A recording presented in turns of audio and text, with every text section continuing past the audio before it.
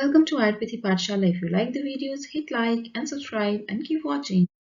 Hello students, I hope you all must be finding my videos very helpful for you. You all must be liking my videos. Thank you for all your appreciation on my previous videos.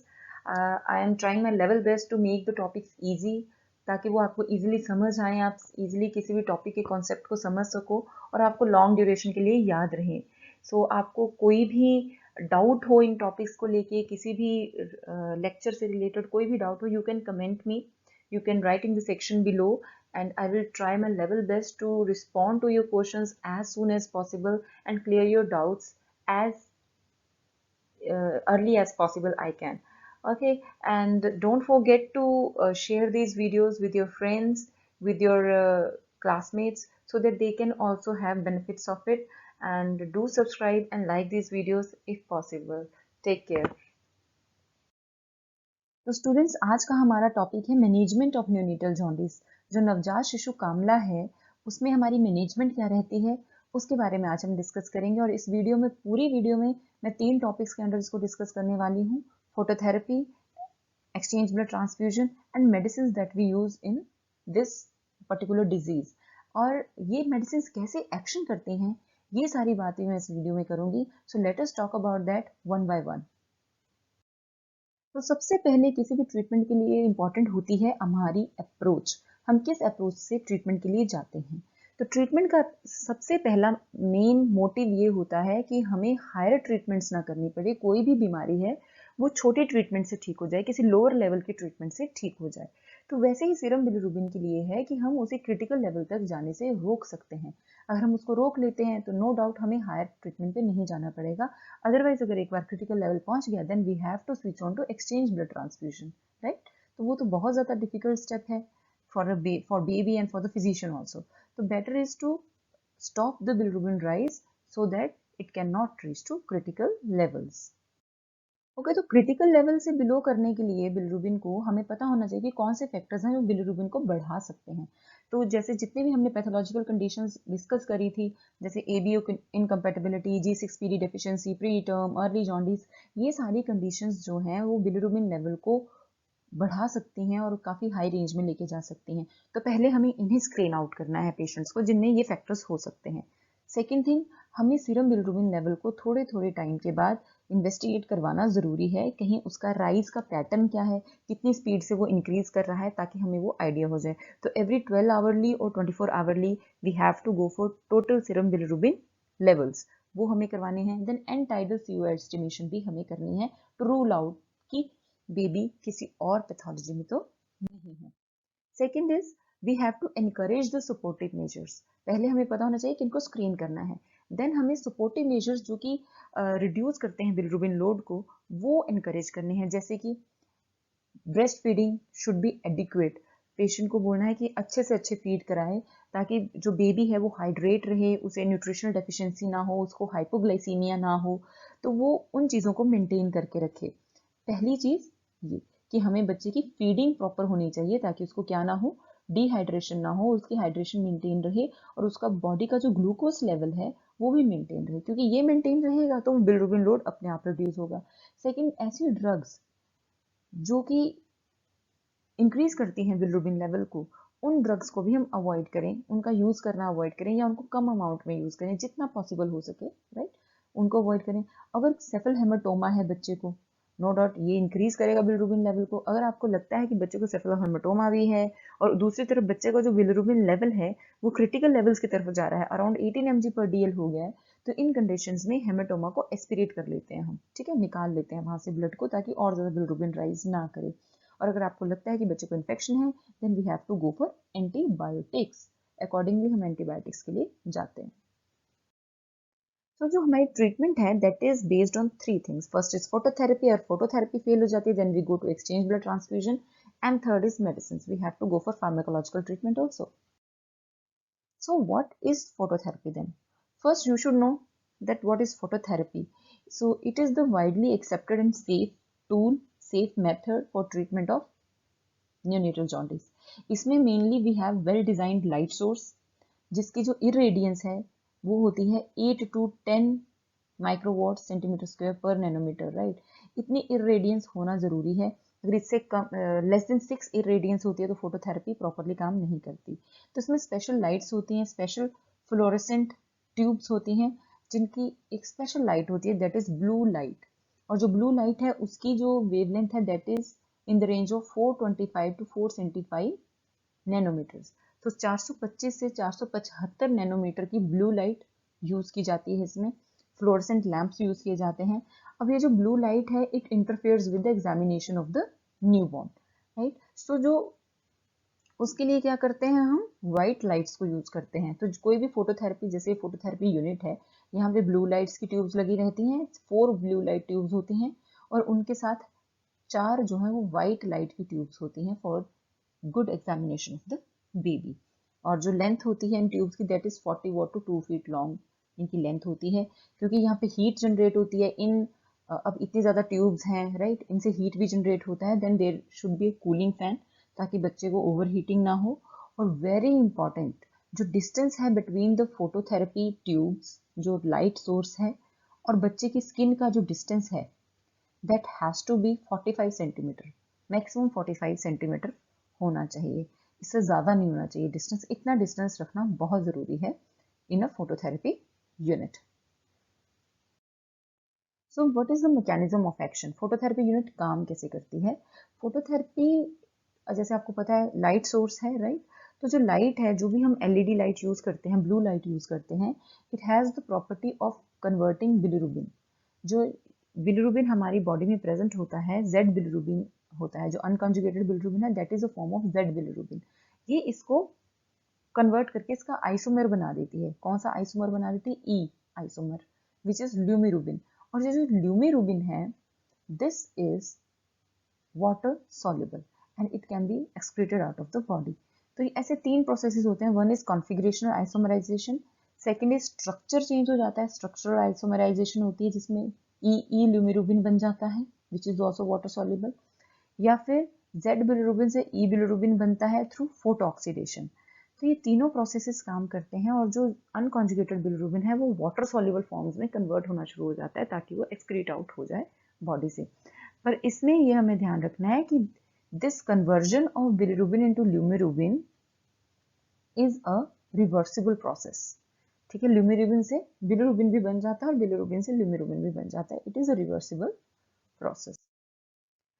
So basically हम phototherapy की technique क्या है? Phototherapy के लिए बच्चे को under the blue light रखा जाता है और जो बेबी है दैट शुड बी नेक्ड।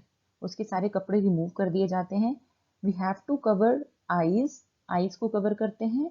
और second, we have to cover genitalias, mainly in case of male babies, क्योंकि आईज में हमें रेटिनल डैमेज को अवॉइड करना होता है, और जेनिटेलियाज में भी हमें उनकी प्रोटेक्शन के लिए, ताकि लेटर ऑन प्रॉब्लम्स ना आए, उसके लिए हम इसको कवर कर देते हैं। आईज और जेनिटेलियाज, ये 2 चीज़ें हम कवर करते हैं। और जो डिस्टेंस है between the blue light source and the skin of the baby that has to be 45 centimeters at least, right. और जो ब्लू लाइट की जो वेवलेंथ है that has to be 425 to 475 nanometer. और जो भी फोटोथेरेपी का अफेक्ट है it depends on multiple factors, कि फोटोथेरेपी कितना असर करेगी बिलिरुबिन पे, कितना बिलिरुबिन वो ब्रेक डाउन करेगी। It depends on many factors. Like we have to maintain hydration of the baby. जब बच्चा फोटोथेरेपी में है ऑब्वियसली उसका टेम्परेचर रेज करेगा, क्योंकि हीट जनरेट हो रही है। टेम्परेचर रेज करेगा तो डिहाइड्रेशन हो सकती है, तो हमें हाइड्रेशन मेंटेन करनी पड़ती है। या तो आप उसकी ब्रेस्ट फीडिंग्स बढ़ा दो, या साथ में या तो फॉर्मूला फीड डाल दो, या तो फिर हम फ्लूइड थेरेपी स्टार्ट कर देते हैं उस बच्चे को।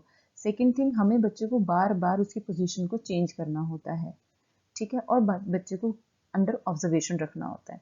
बाकी जो फोटोथेरेपी का जो फंक्शन है, it depends on it's irradiance. Irradiance 8 से 10 की है या नहीं, राइट। अगर उससे कम है तो उसका इफेक्ट कम हो जाता है। डिस्टेंस फोटोथेरेपी यूनिट का कितना है, अगर 45 सेंटीमीटर से ज़्यादा डिस्टेंस है तो वो काम कम करेगी, है ना। इनिशियल कितनी वैल्यू थी सीरम बिलिरुबिन की, और इनिशियल वैल्यू बहुत ज़्यादा है तो ऑब्वियसली उसके अकॉर्डिंग ही वो एक्शन करेगी। थोड़ा टाइम लगेगा उसको लोअर वैल्यूज में लाने को। ब्रेस्ट फीडिंग प्रॉपर है कि नहीं, है ना। और दूसरा हम क्या चीज़ देखते हैं, टर्मिनेशन ऑफ फोटोथेरेपी हमें कब करनी है, हम कब टर्मिनेट करते हैं, फोटोथेरेपी कब बंद कर देनी है हमने। अगर आप फोटोथेरेपी देने के बाद सीरम बिलिरुबिन कराते हो और अगर वो लो आ जाता है, less than 11 mg per DL आ गया, और आफ्टर 24 आवर्स आप जब फिर दोबारा कराते हो then again it is less than 11, तब आप फोटोथेरेपी को टर्मिनेट करते हो। लेकिन अगर वो इंक्रीज करता है 24 आवर्स के बाद तो आपको फिर से बच्चे को फोटोथेरेपी पे रखना पड़ता है। And while keeping a baby on phototherapy we have to monitor the temperature of the baby, ताकि वो हाइपरथर्मिया में ना चला जाए, वेट लॉस तो नहीं हो रहा है, हाइड्रेशन फीडिंग प्रॉपर जा रही है कि नहीं जा रही, स्किन में किसी तरह की प्रॉब्लम तो नहीं आई है, because it has side effects कि इसमें रैशेज हो जाते हैं, फीडिंग प्रॉपरली दे रहा है बच्चा कि नहीं, यूरिन स्टूल का कलर कैसा है, पास कर रहा है कि नहीं कर रहा है, एंड टोटल सीरम बिलिरुबिन, ये हमें हर 12 आवर्स पे करवाना होता है कि कितना ब्रेक डाउन हुआ है बिलिरुबिन का। एंड ऑलवेज रिमेंबर कि 6 घंटे की फोटोथेरेपी जो है वो 1 से 2 mg पर DL तक बिलिरुबिन को कम करती है। So this is a picture showing जो phototherapy condition of a baby. अगर आप ये जो लेफ्ट साइड की पिक्चर देखें तो यू कैन सी कि यहाँ पे बेबी जो है वो कन्वेंशनल फोटोथेरेपी में रखा गया है। ऊपर फोटोथेरेपी मशीन है, नीचे बेबी को कवर करके रखा गया, आईज भी कवर की गई हैं, जेनिटेलियाज भी कवर किए गए हैं, राइट। और अगर आप this is the triple unit intense phototherapy, you can सी यहाँ पे 2 फोटोथेरेपी यूनिट्स लगाई हैं, एक लेफ्ट साइड एक राइट साइड, दोनों को फोटोथेरेपी हो रही है। थर्ड इसमें नीचे ये फाइबर ऑप्टिक फोटोथेरेपी यूनिट रखी है।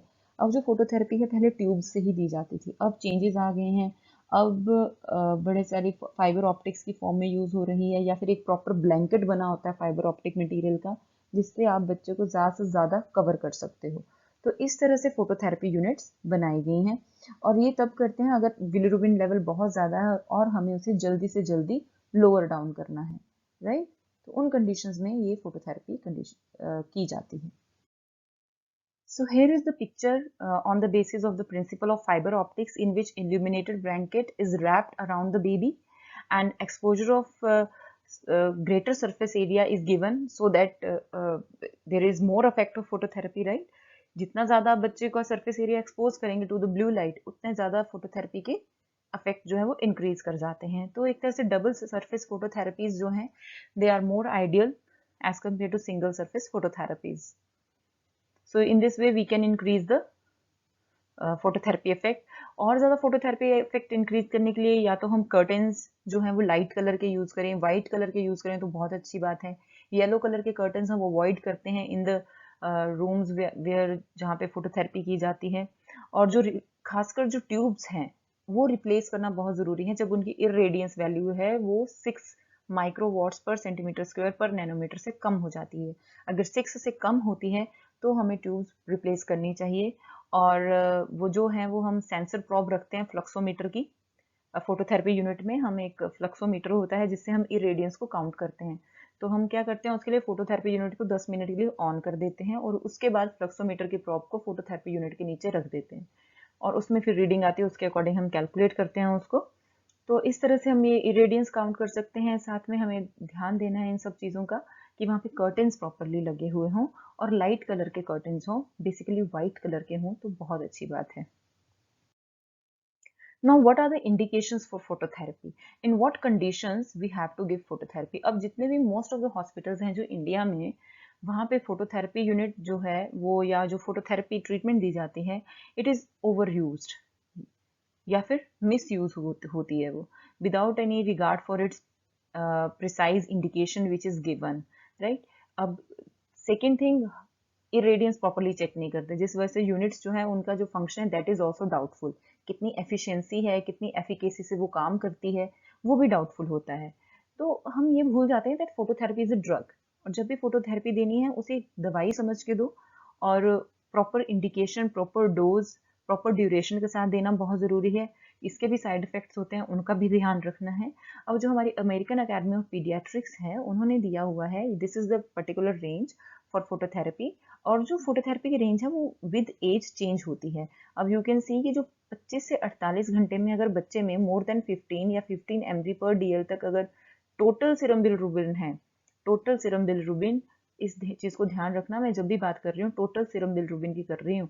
और जो पॉइजनस होता है बॉडी को, जो टॉक्सिक होता है that is only unconjugated bilirubin. अब क्योंकि हम अनकॉन्जुगेटेड हर बार इतना काउंट नहीं कर सकते तो टोटल सीरम बिलिरुबिन की ही रेंज दी है जो कि टॉक्सिक होती है बॉडी को। तो मोर देन 15 या इक्वल टू 15 है तो फोटोथेरेपी कंसिडर करनी है, और टोटल सीरम बिलिरुबिन अगर मोर देन 20 है या इक्वल टू 20 है तो हम एक्सचेंज ब्लड ट्रांसफ्यूजन के लिए पेशेंट को भेज देते हैं, या फिर फोटोथेरेपी जो है वो काम ना करे, 15 के बाद भी फोटोथेरेपी काम नहीं कर रही है and bilirubin is still increasing, then we switch to exchange blood transfusion. वैसे ही मोर देन 72 आवर्स का अगर बेबी है उसमें more than 20 is the range for phototherapy. ऐसा नहीं है कि आप लोअर लेवल पे ही फोटोथेरेपी उसको बच्चे को दे रहे हो, इन चीजों का ध्यान रखना है। Then what are the indications for exchange blood transfusion for preterm babies. तो ये प्री टर्म बेबीज के लिए according to weight exchange blood transfusion की इंडिकेशंस हैं कि कहाँ पे हमें देनी है। जैसे फॉर एग्जांपल अगर 2.5 किलो का बच्चा है, 2.5 kg तक का बच्चा है, उसके लिए ईबीटी की इंडिकेशन है when serum bilirubin is 16 to 18 mg per dl, तब हमें एक्सचेंज ब्लड ट्रांसफ्यूजन करानी है, right.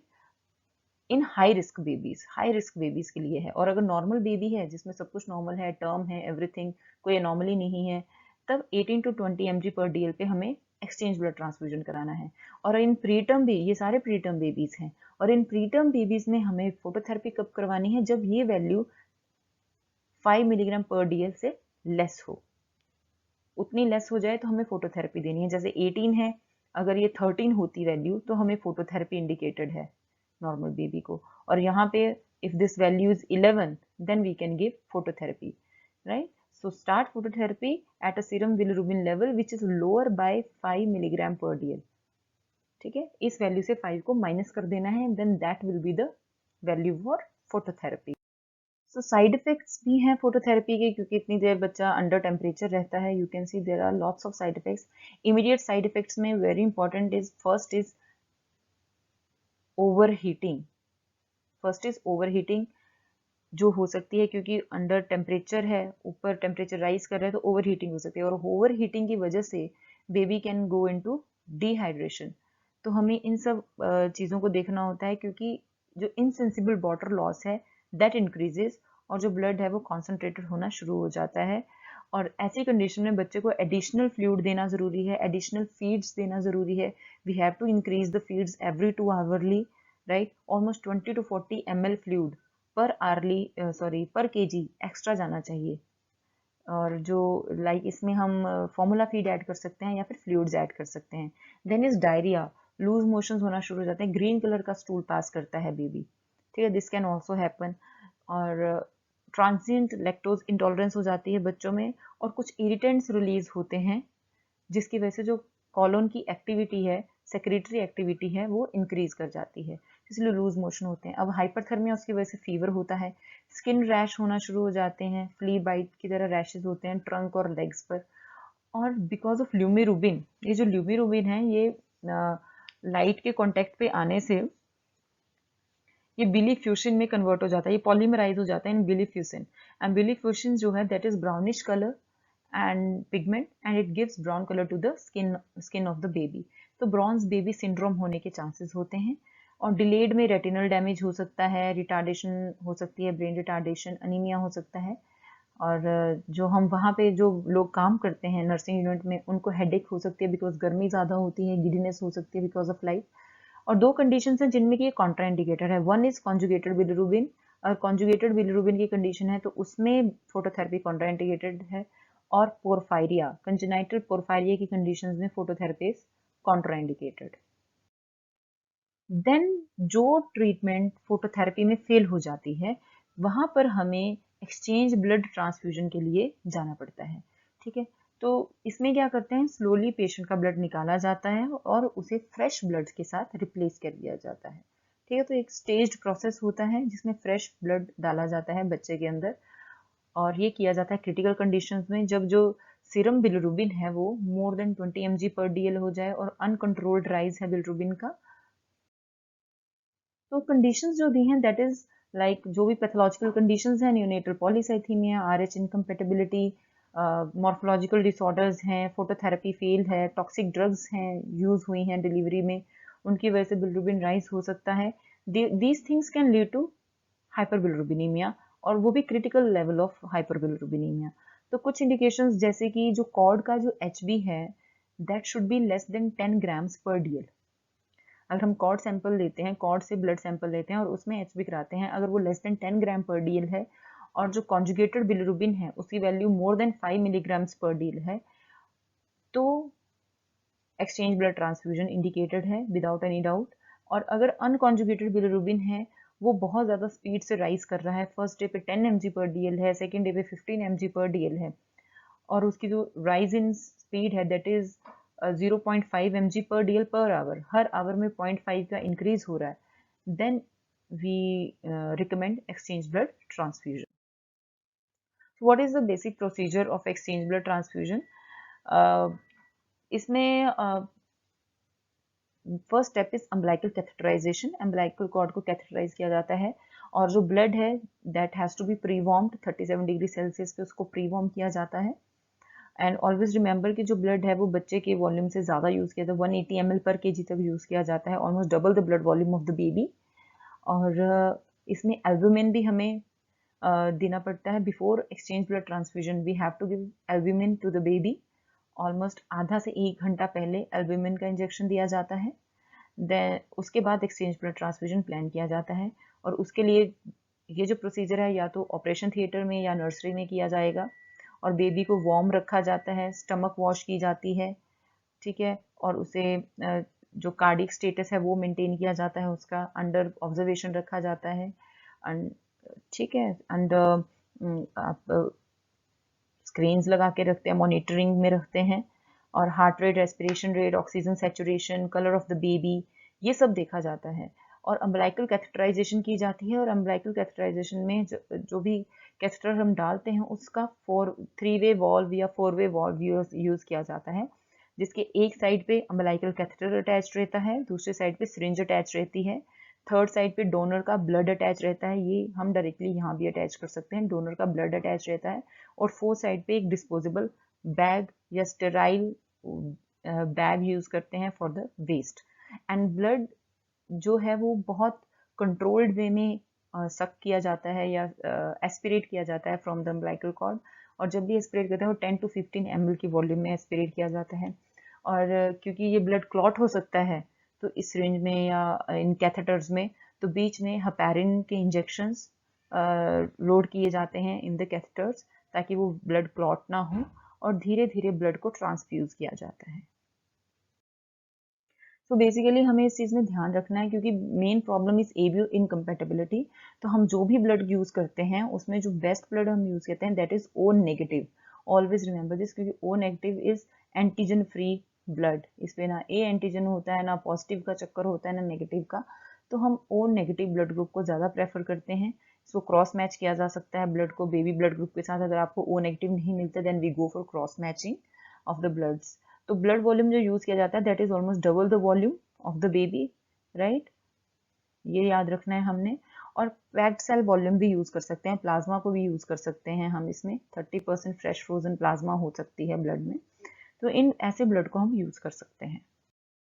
Then is a pharmacological treatment. Pharmacological treatment में आता है फिनोबार्बिटॉन, राइट। फिनोबार्बिटॉन जो है वो डिलीवरी के टाइम पे मदर को भी दे सकते हैं, बिफोर डिलीवरी बच्चे को भी दिया जा सकता है after birth, and it enhances the activity of enzyme glucuronide transferase. अब इस एंजाइम की एक्टिविटी बढ़ती है तो कॉन्जुगेटेड बिलिरुबिन में ऑटोमेटिकली कन्वर्जन बढ़ जाता है, जो कि सेफ है और एक्सक्रीट हो जाता है बॉडी से। देन मेटालोपोरफायरिन्स, इनके बारे में थोड़ा सा मैं पहले भी डिस्कस कर चुकी हूँ। ऐसा मेसोपोरफायरिन्स हैं जो या tin porphyrins, these are given to the full term babies, और ये सीवियर हाइपोबिलिरुबिनीमिया में बहुत हेल्पफुल हैं। देन इम्यूनोग्लोबुलिन्स दिए जा सकते हैं। इम्यूनोग्लोबुलिन्स भी जो है वो हिमोलिसिस को रिड्यूस करते हैं इन RH इनकम्पेटिबल कंडीशंस। तो उसमें 500 to 1000 मिलीग्राम पर kg का स्लो इन्फ्यूजन दिया जाता है फॉर 1 डे इम्यूनोग्लोबुलिन्स का। तो ये कुछ फार्माकोलॉजिकल ट्रीटमेंट्स हैं जो कि दी जा सकती हैं in the case of neonatal jaundice. This is all for today. I hope these videos will make some good contribution into your studies. और मैं चाहती हूँ कि आप इन वीडियोस को अपने फ्रेंड्स के साथ शेयर करें। अगर आपको ये ज़्यादा बेनिफिशियल लगते हैं तो मुझे कमेंट ज़रूर करें, और ताकि मैं प्रॉपरली और ज़्यादा वीडियोस बना सकूँ और आपको स्टडीज़ से रिलेटेड हेल्प मिल सके। अगर आप चाहते हैं किसी पर्टिकुलर टॉपिक पे वीडियो चाहिए, तब भी आप मुझे कमेंट सेक्शन में मैसेज कर सकते हैं और मैं कोशिश करूंगी जितना जल्दी हो सके उस पर्टिकुलर टॉपिक पे आपको वीडियो प्रोवाइड कर सकूं। Till then, take care.